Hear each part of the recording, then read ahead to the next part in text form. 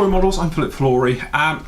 Strange show, I'll get used to me saying that all the time, don't know why, but we've had a bit of a meltdown in my IT department, i.e. the office upstairs. We have two, most of you know, we've got two quite large computers, and obviously they have lots of storage and things like that.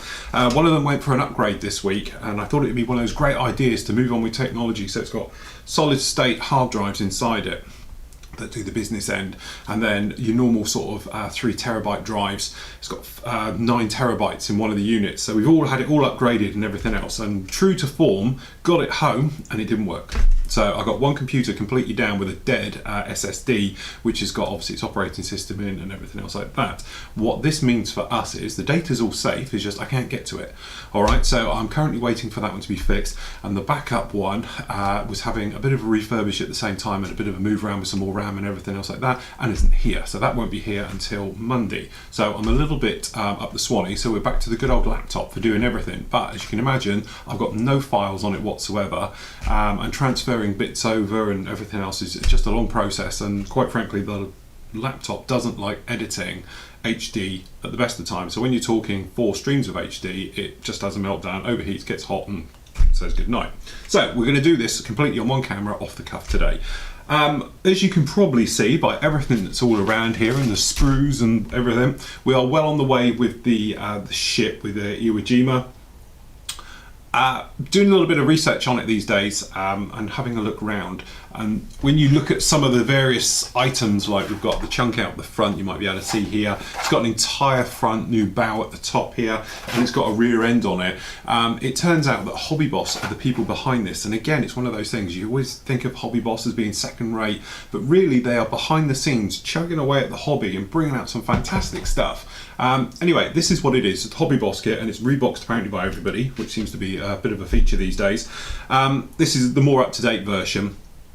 But what I'm trying to do with it is sort of bring it right up to date by putting LED lighting in and everything else like this. Now you're going to get all of this next week anyway, and I had a great idea of showing you about LED lighting with all the cameras in here, but it's really not going to work, so I'm going to hold off till next week's news show and show you properly. But basically I've had lots of people ask me since I've done other builds that I've used LED lighting. You might remember, if we go back, we used, first of all, fibre optics. We used it in a Phantom, F4 Tamiya Phantom, to light the cockpit. Then we moved on and we did it to the Corsair, and we had it for the cockpit in there and the nav lights and stuff like that. Then we went really to town a couple of years ago with the Suffer, with the F-16, and we had lights flashing, landing gear, navigation, cockpit, displays, absolutely everything on that. And at the time they were quite technical, and you had to worry about little things like heat and various things, and what happens if fibre optics break. And to be honest, that's what happened to me with the Corsair, because it broke somewhere between the bulb and out to the actual nav light, so I had to rethread another one through. And anybody who's built that kit, that we're talking the Hobby Boss 132nd kit, knows trying to get over those wheel wells is a nightmare. So bit of trouble getting all of that one done. But nowadays you can pick up so cheap now. It's literally, if you just go on eBay or just online in general, you will find that you can pick up LED for peanuts. Now this particular one here, little strip here, was £2. Okay, so it's literally what we've got down here is what we call seed LEDs in here, and we've got 6 on this particular one, and I don't know which colour this one is with my battery. Okay, but it is simple as I use 9-volt system, easy to hide anywhere on here, or you can put it in your base. Okay, but you basically have the castle end is the dead end, is the dark one. Okay, you just plug one end in there, okay, and one in there, and we've got these. Get it, Neil. All right, I don't know how well the camera picks these up, get them pretty well. As you can see, they're not blindingly white. It's not like LEDs we've used in the past. These ones, I ordered them what they call soft warm lighting. Okay, so what you actually do, or the plan is, we are going to attach various colours, because to be honest I have a red one. We're going to do red for the lower deck, and we're going to attach it underneath here, and we're going to paint it to hide it and everything else. The cabling admittedly is a little bit bigger than I would have hoped. In the past I've used very fine wires, but I think we can equally hide this one quite easily in here. So as I said, it's going to go underneath here. Then the plan is it sort of sits in, and it will give us a nice red glow, as if, you know, obviously with night vision stuff like that, down in this lower deck, which as you can see we've painted and weathered, and we're just about obviously to fit this lighting in and get the cabling all up to the front end, then what we're going to have is a situation where this one goes on top, then we're going to have the warm white lighting is going to go onto the roof, which will be obviously the deck of the actual main carrier itself will go in here. All the wiring is going to come forward, okay, and then what we're going to do is put a hole in the superstructure, and we're going to have more lighting again in the actual superstructure on there, on the island itself, and we're going to have green, so it looks like you've got navigational equipment and everything else that you sort of get in that sort of carrier effect. So between all three of them, it should light up very, very well. And the cost of doing all of this, including postage from eBay, is £7. So, you know, and literally you can have smaller ones. We've got a little 3 one here for the green one. It's going to be for the island, and as I say, I've decided to go with these 6s. You could probably get away with using 4s and things like that as well if you wanted to. But obviously this stuff is completely waterproof. It comes with sticky tape on the side, so you can just stick it in. Personally, I'm going to hot glue it down anyway.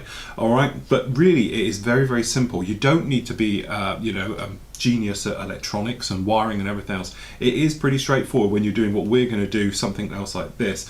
The other thing as well you can do, if you wanted to, you can buy these little guys. I'm sorry, we've only got one camera today, but this is the one that goes on top of the battery. Okay, you just push it down, it clicks on. Okay, and then you can just either use connectors or just solder it together. I'll personally solder it, or you can get these guys which got little screws, and it's actually a little 9 or 12 volt system. And that's the other thing as well, the voltage on this is either 9 or 12, it doesn't matter. Okay, personally we're going to use 9, just keep it all a little bit subtle and a little bit easier to hide it. But if you did want to plug it in the mains, you could equally mount this to the bottom of the ship somewhere and literally plug it in, and away you go. So hopefully this particular one's going to be a little bit different. We're going to have a little bit of electronics in there, liven it all up and everything else like that. And I am going to weather the hell out of this. Don't think this is going to be some pristine ship sat on the side. It will be weathered to pieces. So that is the plan with that one. Part 1 of that will be up on Monday, okay, with you. And then we'll have another part on that. And then also next week you're going to get the first part of the new basic modelling range as we work our way through. Because I've done the first part of that one, which talks about tools, why I use tools and why I don't use tools. And a couple of people have asked me what's going to be in it, what's different to the other one. A lot of it is I'm going to be talking about what you really need and what you can have as luxuries. Okay, because I'm not picking anybody out, but I see guys and they have every single paint out there, and they have every single tool, and they have everything you can imagine. Okay, where with me I tend to use, you say, cheap disposable knives, my famous orange scissors which I've had and have for donkey's years, some sanding sticks, and I'm good. I don't need all these hundreds of tools. You know, I'm a great believer in that. Master something first and get that down pat, then move on. You know, instead of looking for quick fixes along the way of like tools that apparently will do everything for you and stuff like that. So that's what I talk about in that particular one. And then as we move through, we get up to speed, and to be honest, some of those kits I'm working on aren't brilliant, which is quite good, because it's not like they just go together, job done. Okay, it needs a little bit of work, a little bit of filler, and I explain when to use filler, when not to use filler, you know, when test fitting really is the key to everything. But you'll see all this next week anyway. But it will be available in DVD. A lot of people have said, is it going to be a DVD? Yes, it's going to be a set. We're going to have basic and medium, or medium advanced, shall we say, modelling techniques.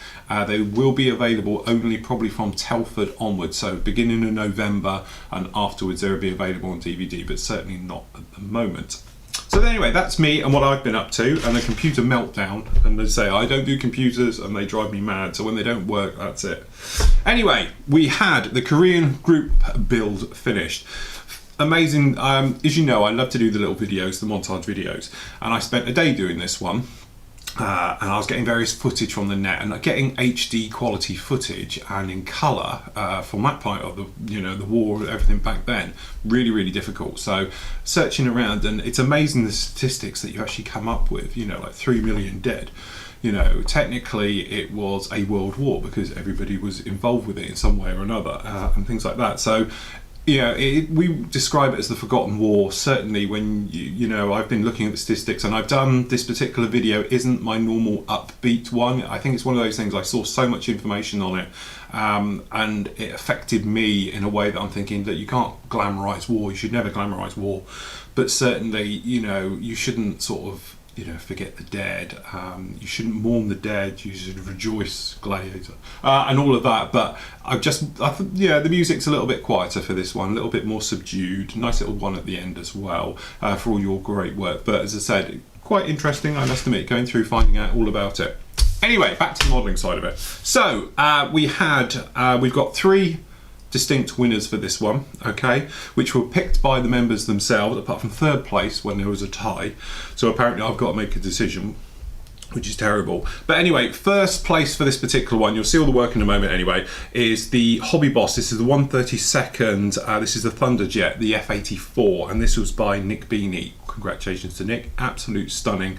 Metal finishes, as I say, I try to do it, got lots of my stuff here, but as I said, when you see somebody do it and they do it right and it's nice and clean, and I think the major thing with when you're trying to weather metallizer finishes is to keep it even, okay, so don't try and have one area really dirty and one not, and as soon as you get it dirty you've got to try and get it clean, but he's completely nailed this because it has an overall worn down look to it in the metal stake. So congratulations to him, he gets 1st place for that. 2nd place goes to the Tusker 135 Sherman. When I was going through it, I saw this one, it really jumped out. It's got a fantastic scale effect. This thing looks like it's heavy, it looks like it's big, and that's what I was talking about. I'm talking about it a lot and I'm going to be covering it in a couple of weeks. I'm doing a special on sort of scale effects and how to get them and stuff like that. But certainly this is what I'm talking about. It's the bit where it doesn't matter if it's on a diorama or it's on your kitchen table. It looks heavy, it looks like it is, and you're drawn into it. And a clever way of doing that is through different tones and mottling and streaking, because it just breaks it up, and as soon as you break up an object it gets bigger, okay, and that's exactly what this one does. So great work, that's Paul Sealwood, amazing job on that one, really loved it.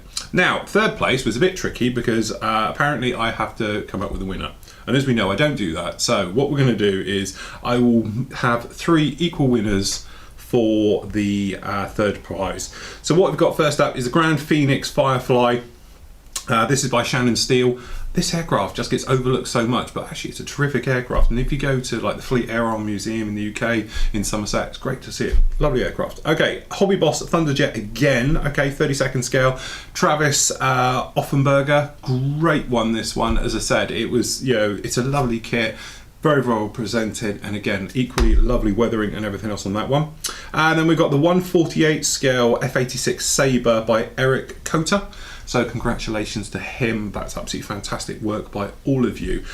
I have a real time judging. I don't like to judge, I hate judging, and you know, so when somebody puts it in my lap I just take the easy option out. So what I'm going to say is everybody, for the 6 of you there, sorry, even 5 of you there, so that's Nick Beanie, Paul Sealwood, Shannon Steele, Travis Offenberger and Eric Cota, you'll get lifetime free membership to the site.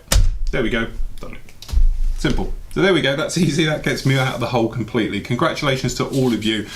The summer group builds are always quieter because nobody's here. We all go off and do our own bits in the summer, holidays, different hobbies, things like that. So it's really hard to do that one. So we do have to thank Jürgen for going along and pushing along with that one and babysitting it completely. So special thanks to him.